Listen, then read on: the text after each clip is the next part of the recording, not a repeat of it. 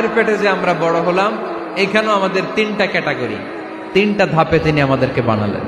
মায়ের পেটে 9 মাস কি করছিলেন মনে আছে আপনাদের? শরীয়তপুরের ভাইরা মনে নেই কেন? হ্যাঁ, আমাদের কারোরই মনে নেই, ঠিক কিনা? এই 6 মাস 8 মাস কই যে ছিলাম, কোথায় ছিলাম আমরা মনে করতে পারি না।